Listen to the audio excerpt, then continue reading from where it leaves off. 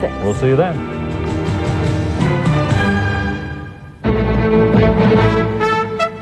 From ABC, this is World News Tonight with Peter Jennings.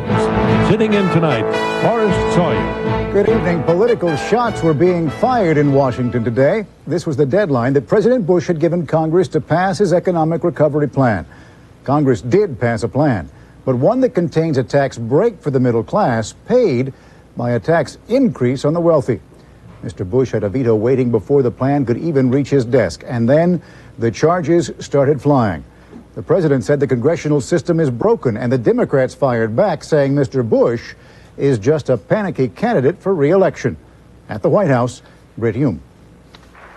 The president spoke in the White House East Room with the trappings of his office all around him. But this was unmistakably a campaign event, enacted before an all-Republican audience which roared approval at every jab in his harshest attack yet on the Democratic-controlled Congress.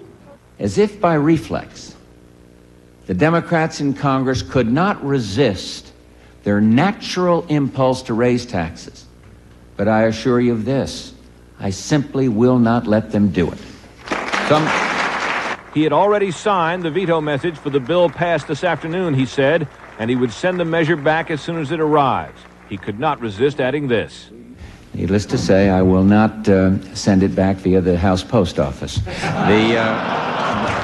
Congress, he complained, is choking on staff, awash in special interest campaign money, and too long under the rule of one party. And for this, we get a Congress controlled by the Democratic caucus, which cannot manage a tiny bank or a tiny post office.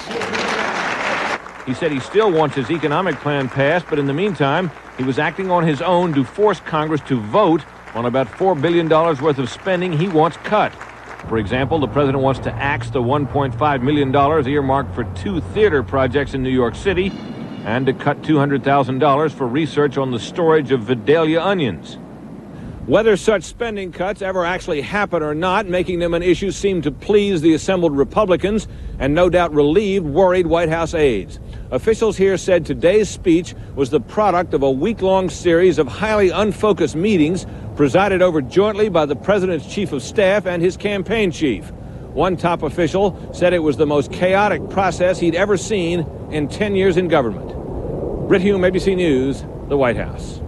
And if there was confusion at the White House, there was none at all among the Democrats on Capitol Hill today. They saw the president's veto coming and were prepared to sound a theme you will almost certainly hear throughout the presidential campaign. Cokie Roberts has that story. On Capitol Hill, the Democratic leadership was ready and waiting for the president's challenge.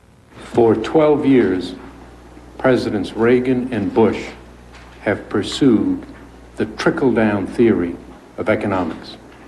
The American people now know that they've been trickled on long enough. Democrats rushed their House bill through both houses of Congress today, complete with its middle-class cut and tax increase for the rich.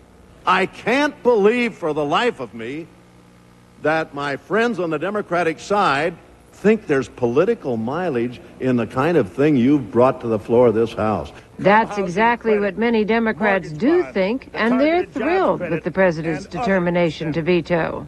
By my count, he will alienate about 99% of all American taxpayers with that veto pen.